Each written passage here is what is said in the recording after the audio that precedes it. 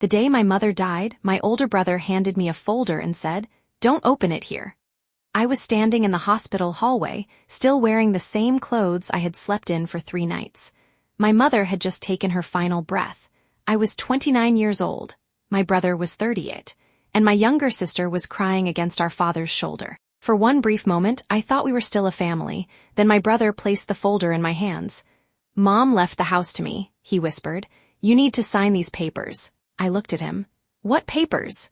He didn't answer. Instead, my father said, "Your mother wanted peace." That was the first lie. The second lie was that my mother had left me nothing. The truth was hidden in a letter I was never supposed to find. A letter my family had kept from me for 18 years. And when I finally read it, I discovered that the house my brother had sold was never supposed to belong to him. It belonged to me, but the real secret was even worse. My mother had sacrificed everything to protect me from the people I trusted most. My mother's name was Alina Hayes. Everyone who knew her called her Ellie. She was the kind of woman who remembered everyone's birthday, even the birthdays of people who had forgotten hers. She had worked as a nurse for more than 30 years. She had raised 3 children. She had survived a difficult marriage, and she had spent most of her life making sure everyone else had what they needed, except herself. When I was 11 years old, my mother bought a small house outside Columbus, Ohio. It wasn't a mansion. It wasn't even particularly large. It had 3 bedrooms, an old wooden staircase, a small backyard, and a front porch that creaked whenever someone stepped on the 3rd board. But that house was my entire childhood. That house was where my mother taught me how to ride a bicycle. That house was where my brother, Daniel, learned to drive. That house was where my sister, Megan, had her wedding photographs taken. And that house was where my mother spent the final years of her life. I had always believed it belonged to her. And I believed that after she died, we would decide together what to do with it. I was wrong. The night before she died, I sat beside her hospital bed. Her breathing was slow. Her hands were cold. I held one of them between both of mine. "Mom," I whispered. Her eyes opened. For a few seconds, she stared at me as if she was trying to remember where she was. Then she smiled. "You came." I almost laughed. "Of course I came. You always come." I looked away. Because that sentence hurt. I had always come. Every doctor's appointment, every chemotherapy session, every emergency, every night she needed someone, but Daniel rarely came, and Megan almost never did. Still, whenever the family needed money, they called my mother. Whenever they needed help, they called my mother, and whenever my mother needed someone, they called me. I had spent the last 2 years caring for her. I had reduced my hours at work. I had canceled a vacation. I had stopped dating. I had moved back into the house temporarily because she could no longer stay alone. My siblings had promised to help, but promises were easy. Showing up was harder. "Emma," my mother said. "Yes." "There's something I need to tell you." I leaned closer. Her fingers tightened around mine. "Not here," I frowned. "What do you mean?" After what?" She looked toward the door, then she whispered, "After I'm gone." I felt my chest tighten. "Mom, don't talk like that. Listen to me." Her voice was weak, but her eyes were serious. "There's a box." "What box?" "Behind the loose brick." "What brick?" "In the basement." I stared at her. "What's inside?" She took a breath. "A letter." "To me?" She nodded. "And documents." "What documents?" Her eyes filled with tears. "Proof." Before I could ask anything else, the door opened. My father walked in. My mother immediately stopped speaking. My father looked at us. "What are you two talking about?" "Nothing," my mother said. He stared at her for a moment. Then he looked at me. "Emma, you should go home and get some sleep." "I'm staying." "You've been here for 3 nights." "I'm staying." My father sighed. He had always done that whenever I refused to obey him. He made me feel like my existence was an inconvenience. When I was a child, Daniel was the successful one. Megan was the beautiful one. And I was the difficult one. The one who asked too many questions. The one who noticed when adults whispered. The one who never accepted, because I said so, as an answer. My father called me stubborn. My mother called me brave. I didn't know which one of them was right. At 2:17 in the morning, my mother died. I was holding her hand. My father was standing near the window. Daniel arrived 23 minutes later. Megan arrived 40 minutes after that. And somehow, before the funeral arrangements had even been discussed, Daniel already had papers. The folder was brown. There was no name written on it, just a small red mark in the corner. Daniel held it out to me. "Mom wanted the house to stay in the family." I looked at him. Then why are you giving me papers? Because I'm handling the estate. You? Yes. Why? He looked offended. Because someone has to. I glanced at my father. He looked away. That was when I knew something was wrong. Where's Mom's will? Daniel's expression changed. Emma, don't do this now. Do what? Make everything difficult. My sister began crying. Can we please not fight? I stared at her. I'm not fighting. Daniel opened the folder. She left the house to me. The words felt unreal. What? She wanted me to have it. Why? Because I'm the oldest. I almost laughed. That's not a reason. It's what she wanted. Show me the will. Daniel hesitated. Then he pulled out a single page. I read it. The document said my mother had left the house to Daniel, but something immediately bothered me. The signature looked wrong. My mother had signed her name for me thousands of times, on school forms, on permission slips, on medical documents. This signature was too smooth, too perfect, and there was another problem. The document was dated 8 months earlier. 8 months earlier, my mother had been in the hospital. She had been heavily medicated. She could barely hold a spoon. Yet the document claimed she had visited a lawyer alone. I looked at Daniel. Where was this signed? Why does it matter? Where? He stood up. I'm not doing this. I looked at my father. Dad? He said nothing. That silence was louder than any answer. 2 weeks later, Daniel sold the house. He sold it for $347,000. I found out through a real estate website. I was sitting in a coffee shop when I saw the listing. The house, my mother's house, the house where I had lived for 18 years, the house my mother had told me to protect, sold. I stared at the screen for several minutes. Then I called Daniel. He answered. Hello? You sold the house. Silence. Then he said, yes. You didn't tell me. I didn't have to. You told me Mom wanted it to stay in the family. It was my property. No, it wasn't, he laughed. Emma, you need to let this go. I felt something inside me break. Did Mom really leave it to you? Don't start. Did she? He hung up. I called again. He blocked me. I called my sister. She answered on the 4th attempt. Megan, what happened? I don't know. You were there. I wasn't involved. You signed something. Silence. My stomach dropped. What did I sign? She began crying. I'm sorry. For what? I thought Daniel was taking care of everything. What did I sign? I don't know. You do know. I signed some papers at the hospital. My heart began pounding.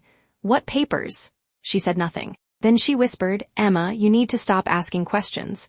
Why? Because Dad said Mom wanted this. I froze. Dad said what? She hung up. 3 days later, I went back to the house.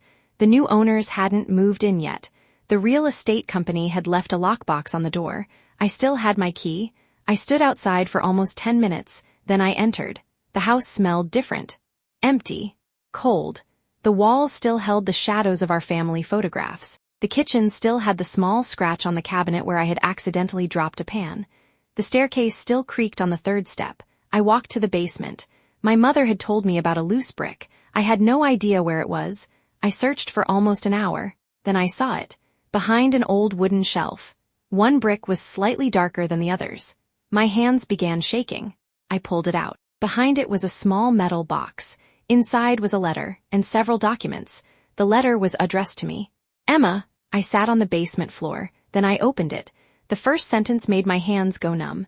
If you are reading this, then I am gone, and your father has probably told you that Daniel owns the house. I stopped breathing. I read the next line. He does not. I looked around the basement. Then I continued. The house was purchased with money from my mother's estate. Your father contributed nothing. My mother's mother had died when I was young. I had always believed she had left my mother almost nothing, but the letter said otherwise. My grandmother had left my mother $180,000. My mother had used that money to buy the house. The property had been placed in a trust with one beneficiary, me. I read the sentence 3 times. I was the legal beneficiary of the house. Daniel had never owned it. The will he showed me was fraudulent, but that wasn't all. The documents revealed something even worse. For years, my father had been taking money from my mother. Loans. Thousands of dollars. Sometimes tens of thousands. He had told her he needed it for business. He had promised to repay her. He never did. Then I found a second letter. This one was written 8 years earlier. My mother had discovered that Daniel had taken money from her retirement account. He had claimed he needed it for a business investment, but the business never existed. My mother had confronted him. Daniel had threatened to leave. My father had blamed her, and my mother had paid the money back herself. Why? Because she was afraid of losing her son? I kept reading. Then I reached the part that changed everything. My mother wrote, "Emma, I know you think I treated you differently. I know you think I loved Daniel and Megan more. The truth is, I trusted you more than anyone." I started crying. My mother had always seemed distant with me. Whenever I asked for help, she told me I could handle things myself. Whenever Daniel needed money, she gave it to him. Whenever Megan needed support, she ran to her. I had spent my entire life believing I was the least loved. But the letter said, "I knew you were strong. I thought if I gave you less, you would learn to survive. I was wrong. You deserved more love, not more responsibility." I pressed the letter against my chest. Then I read the final paragraph. "Your father knows about the trust. Daniel knows about the trust. They will try to convince you that you are selfish. They will call you greedy. They will say the house belongs to the family. But Emma, it was bought for you. You were the only one who never asked me for anything." I couldn't move. For 18 years, I had believed my family had simply forgotten me. The truth was worse. They had known. They had always known. And they had been waiting for my mother to die. The next morning, I called the attorney whose name appeared on the trust documents. His name was Robert Miller. He was 72 years old. When I told him my mother's name, he became silent. Then he said, "I was wondering when you would call." I drove to his office. He had kept copies of everything. The trust, the original property documents, my mother's handwritten instructions, and one more thing, a recording. I stared at him. "A recording?" He nodded. "Your mother came to see me 6 months before her death. What did she say?" "She was afraid." "Of my father? Of all of them?" He played the recording. My mother's voice filled the room, weak, tired, but clear. "I don't want my children fighting after I'm gone." The attorney asked, "Why do you believe they will?" My mother answered, "Because my husband has already told Daniel that the house will be his." I covered my mouth. The recording continued. "I told him the house belongs to Emma." "Why did you tell Daniel otherwise?" "Because he threatened to hurt himself." The attorney went silent. My mother began crying. "I know he is manipulating me. I know, but he is still my son." Then she said something that I would never forget. "Emma will survive the truth. Daniel may not." The recording ended. I sat there silently. My mother had protected Daniel from the consequences of his own choices, and in doing so, she had sacrificed me. The attorney looked at me. "Your mother instructed me to contact you after her death. Why didn't you?" "I tried." "What?" He showed me his records, 3 emails, 2 letters, 1 phone call, all sent to an address I had never lived at. I looked at the address. It was my father's house. My father had intercepted every message. The attorney continued. "Your father also requested a copy of the trust. Did you give it to him?" "No." "Then how did he know?" The attorney looked at me. "Because your mother told him." My mother had confronted my father before she died. She had told him the house belonged to me. She had told him that Daniel could not sell it, and my father had promised to respect her wishes. Instead, he had created a fake will. Daniel had signed it. Megan had signed supporting documents, and my father had sold the house. The buyer had already paid. The money had been transferred, $347,000, and my family had divided it. Daniel took $180,000. My father took $100,000. Megan received $67,000. I received nothing. I looked at the attorney. "What happens now?" He said, "Now you decide." I called them all to my father's house. Daniel arrived first. He looked confident. My father sat in his favorite chair. Megan sat on the couch. No one knew about the lawyer. No one knew about the documents. I placed a folder on the table. Daniel stared at it. "What is that?" "Mom's trust documents." His face changed. My father stood up. "Where did you get those?" I looked at him. "From the basement." He froze. I continued. "Mom left the house to me." Daniel laughed. "That's impossible." I placed the original trust document on the table, then the attorney's letter, then the recording transcript. My father picked up the first page. His hands began shaking. Daniel looked at him. "Dad," my father said nothing. Megan started crying. "Emma, please." "Please what? Can we talk about this?" "We are talking." Daniel looked at me. "You're really going to do this?" "Do what?" "Destroy the family." I stared at him. "You sold my house. Our mother's house." "No," I pointed at the documents. "It was mine." He became angry. "You think you deserve everything because you took care of Mom?" "No." "Then what is this?" "I deserve the truth." Silence filled the room. Then I played the recording. My mother's voice came through the speakers. The moment she said, "Your father has already told Daniel that the house will be his," Daniel stood up. "Turn that off?" I didn't. The recording continued. When my mother said, "Emma will survive the truth, Daniel may not," my sister began sobbing. My father sat down. For the first time in my life, he looked old. Not powerful, not angry, just old. When the recording ended, nobody spoke. Finally, I said, "Where is the money?" Daniel looked away. My father said, "It's gone." "Where?" Daniel needed it. I looked at Daniel. "For what?" He said nothing. I already knew. The business he had claimed to own had failed. He had debts. Credit cards, loans, gambling. The money from the house had paid off almost everything. My father had used his share to pay medical bills and personal debts.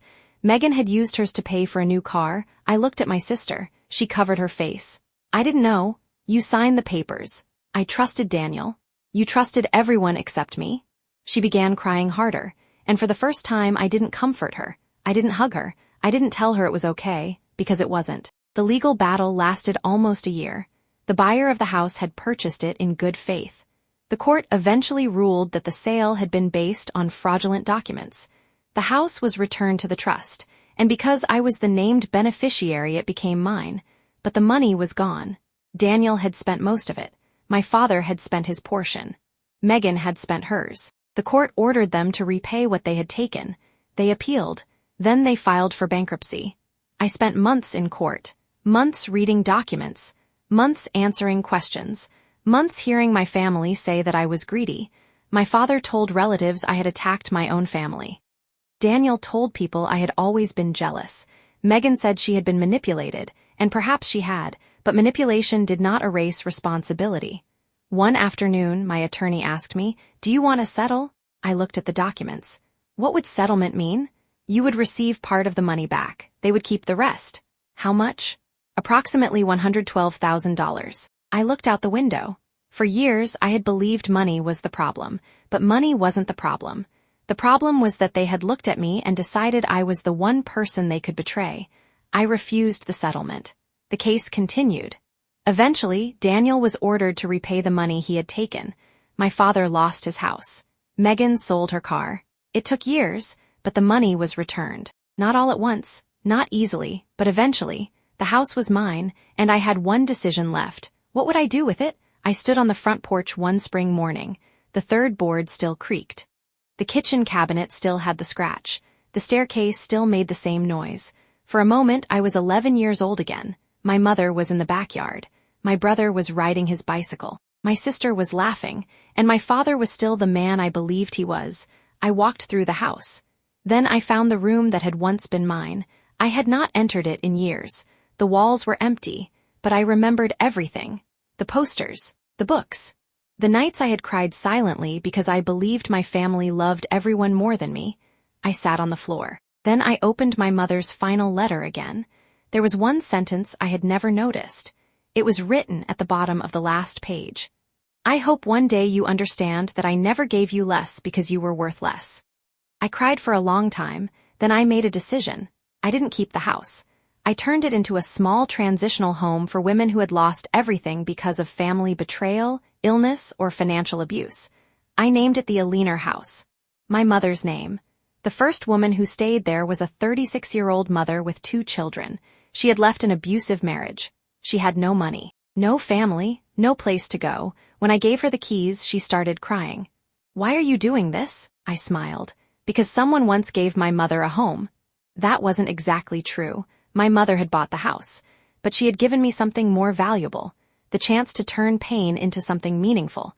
2 years after the court case ended, I received a letter from my father. I almost threw it away, but I opened it. He wrote, "Emma, I know you probably don't want to hear from me." He was right. Then he wrote, "I have spent a lot of time thinking about what I did." I almost stopped reading, but I continued. He admitted that he had always believed I would be fine. He admitted that Daniel had manipulated him. He admitted that he had been afraid of losing his son. Then he wrote, "I thought protecting Daniel was my responsibility. I didn't realize I was destroying you." I folded the letter. I didn't forgive him immediately. Forgiveness is not something you owe someone just because they finally understand what they did. But I did visit him once. He was living in a small apartment. He looked older, smaller. We sat across from each other. For several minutes, neither of us spoke. Then he said, "Your mother was right about you." I looked at him. "What did she say?" "That you would survive the truth." I looked down. "She was wrong about one thing." "What?" "I didn't survive it alone." He looked confused. I continued. "I had to learn how to survive without all of you." He looked away, and for the first time he cried. I didn't hug him, not yet, but I stayed. Sometimes that is the first step. People often think inheritance is about money, a house, a bank account, a piece of land, but my mother didn't leave me a house. She left me the truth. The truth that I had been loved even when I didn't feel loved. The truth that being the strongest person in the family can sometimes become a punishment. The truth that forgiveness and trust are not the same thing. And the truth that family is not defined by blood alone. For years, I believed my family had stolen my childhood. Maybe they had, but they didn't get to steal the rest of my life. I still miss my mother every day. Sometimes I walk through a leaner house and imagine her standing in the kitchen. I imagine her asking if everyone has eaten. I imagine her telling me to stop working so hard. And sometimes, when a woman arrives at the house with nothing but a suitcase and tears in her eyes, I think of the girl I used to be. The girl who believed she was forgotten. The girl who believed she was less important. The girl who thought being strong meant never needing anyone. I wish I could go back and tell her something. I wish I could tell her, "You are not difficult because you ask questions. You are not selfish because you want the truth. You are not unlovable because people failed to love you properly. And you are not responsible for saving people who keep choosing to hurt you." My mother left me a house. My family tried to take it. But in the end, the house became something bigger than any of us. It became a place where broken people could begin again, and maybe that was the real inheritance. Not the money, not the property, not revenge, but the chance to end a cycle. Because sometimes the greatest revenge against a family that tried to destroy you is to build a life they can no longer control. And sometimes the most powerful thing a daughter can do for her dying mother is to live the life her mother sacrificed everything to give her.